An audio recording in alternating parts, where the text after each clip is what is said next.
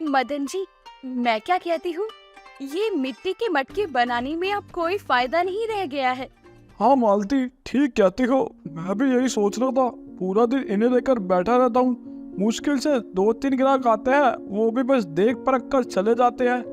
लेकिन अब मैं करूँ भी तो क्या? यही हमारा पुश्तैनी काम है और इसके अलावा मुझे कुछ आता भी तो नहीं है। बात तो सही है, पर लेकिन वक्त बदलने के साथ हमें भी तो बदलना पड़ेगा ना जी, और कुछ नया करना ही पड़ेगा। अगर ऐसा ही चलता रहा तो खाने के भी लाले पड़ जाएंगे। मदन और उसकी बीवी मालती गहरी सोच में डूबे थे। उन्हें आमदनी बढ़ाने का कोई तरीका चाहिए था। तभी उनका 10 साल का बेटा मनु उनके पास आया और बोलने लगा। क्या हुआ माँ, पापा, आप दोनों ऐसे बैठे क्यों हो और कुछ परेशान भी लग रहे हो? क्या बात है? कुछ नहीं, जा तू हाथ मुंह धो ले, मैं तेरे लिए खाना लगा देती हूँ। मालती के कहने पर मनु वहीं पास में रखे घड़े से पानी लेकर हाथ मुंह धोने लगा, लेकिन उसके कान अभी भी मालती और मदन की बातों में ही लगे हुए थे। क्या मन्नू से पूछकर देखूं? अरे वो तो बच्चा है, अभी वो क्या जाने दुनियादारी की बातें। अरे तो तुम ही बताओ ना, क्या काम करूं जिससे लागत कम हो और मुनाफा ज्यादा? चिंता मत कीजिए, भगवान पर भरोसा रखिए, वो कोई ना कोई रास्ता तो जरूर दिखाएंगे। मनु पूरी बात समझ गया था। अब वो भी अपने दिमाग के घोड़े दौड़ाने लगा। देर रात तक वो इसी बारे में सोचता रहा और फिर अगले दिन जब वो स्कूल से लौट कर आया तो वो बहुत तेजी में था। माँ, बाबा कहाँ है? यही है अंदर। पर हुआ क्या है और तू इतना हाफ क्यों रहा है? बस अभी बताता हूँ। मनु झट से घर के अंदर गया और मदन का हाथ पकड़कर उसे घर से बाहर ले आया।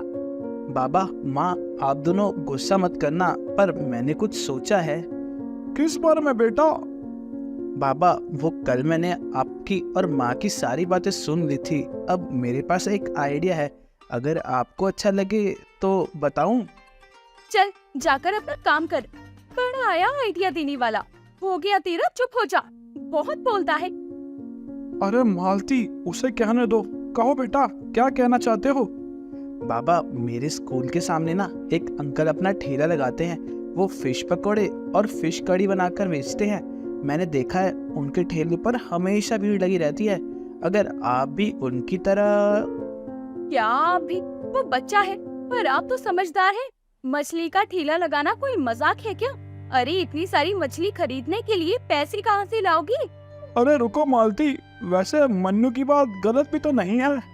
अब शुरुआत कम से करेंगे, थोड़ी मछलियाँ ही लेके आएंगे और उसी के फिश पकौड़े और फिश करी बना के बेचेंगे। इतने पैसे तो है ही मेरे पास कि इतनी मछलियाँ मैं खरीद कर ले आऊं। अब क्या आप सच में मछली का ठेला लगाएंगे क्या? हाँ, क्यों नहीं, वैसे तो ठीक ही लग रहा है। और रही बात फिश पकौड़े और फिश करी की, वो मैं तुमसे सीख लूंगा। लो, उसमें कौन सी बड़ी बात है, वो तो मैं ये आपको सिखा दूंगी। अगले दिन मदन ने कुम्हार का काम बंद करके अपने ठेले पर एक चूल्हा और मछली करी बनाने के लिए जरूरी बर्तन रख लिए और फिर बाजार की तरफ चल पड़ा। मदन को नए काम से बहुत उम्मीदें थी, लेकिन 4-5 दिन के अंदर ही मदन को समझ आ गया कि ये इतना आसान भी नहीं था जितना कि उसने सोचा था। वो शाम को घर जाता है और फिर, अरे आ गए आप, कैसा रहा आज का दिन? हाँ ठीक ही था, पूरी 10 मछलियाँ बच गई आज भी। अच्छा, अब कोई बात नहीं, आप परेशान मत होइए। आप देखना, धीरे धीरे सब ठीक हो जाएगा। पता नहीं, खैर ये सब छोड़ो और जरा ये बताओ कि आज तुमने आलू की सब्जी में ऐसा क्या डाला था भाई? क्यों जी, अच्छी नहीं लग रही क्या? आगे से नहीं बनाऊंगी ऐसी। अरे नहीं, बहुत ही स्वादिष्ट बनी थी। अरे बताओ ना क्या डाला था, बिल्कुल अलग ही स्वाद था भाई। जैसे ही मैंने अपना डिब्बा खोला, पूरे आसपास तुम्हारी सब्जी की खुशबू फैल गई। मेरा तो मन ही खुश हो गया। अच्छा सच में? अरे कुछ खास नहीं डाला, मसाले वगैरह तो रोज वाले ही थे। बस आज कुछ अलग करने की सूझी तो सब्जी मिट्टी के मटके में पका दी। इतनी सारी मटके बेकार पड़ी थी और हाँ, फिर मैंने कोयले से दम दे दिया जिससे सब्जी ऐसी हो गई। तभी कहूँ कि सब्जी में वो सौंधी मिट्टी की खुशबू कैसे आ रही थी। सही कहा बाबा, आज सच में सब्जी बहुत ही बढ़िया बनी थी। माँ, अब रात के खाने में फिश करी की सब्जी बनाओ ना। देखो बाबा के पास कितनी सारी मछलियाँ हैं, और इनकी सब्जी भी बिल्कुल वैसी ही बनाना जैसे आज दिन में तुमने आलू की बनाई थी। सच में मजा ही आ गया था। मन्नू था तो बच्चा, लेकिन उसकी बात में मालती और मदन दोनों को सोचने पर मजबूर कर दिया।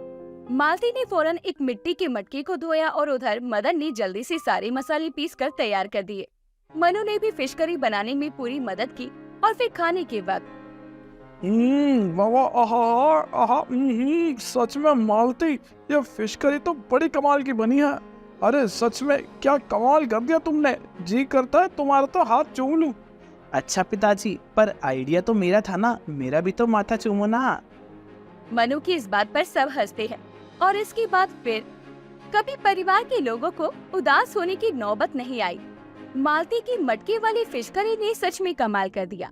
एक तो मिट्टी के बर्तन की खुशबू और ऊपर से हल्का सा दम फिश करी को वाकई गजब का स्वाद दे रहा था। अगले दिन से मालती भी मदन के साथ उसकी ठेली पर जाने लगी। वो खुद अपने हाथों से मिट्टी के बड़े से मटके में फिश करी बनाती और मदन दूसरे चूल्हे पर गर्मा गर्म रोटियों को सेकता। और इस बार उनका ये काम चल निकला। मालती के हाथों की बनी ये खास फिश करी ग्राहकों की जुबान पर चढ़कर बोलने लगी। और फिर ठीक 2 साल बाद, चलो जल्दी करो मनु। माँ, लेकिन हम जा कहाँ रहे हैं? बेटा, हम अपनी नई दुकान की रजिस्ट्री करवाने जा रहे हैं। हाँ बेटा, अब हम ठेले पर नहीं बल्कि अपनी बड़ी सी दुकान में अपनी खास फिश करी बनाएंगे, जहाँ खूब सारे लोग आराम से बैठकर हमारी फिश करी खा सकेंगे। इतना कहकर मालती आगे आगे चलती है और उसके पीछे मनु और मदन चलते हैं। मदन के चेहरे पर एक मुस्कान थी और ये विश्वास था कि जब तक उसका परिवार उसके साथ है, वो किसी भी हालात से हंसते हंसते लड़ सकता है।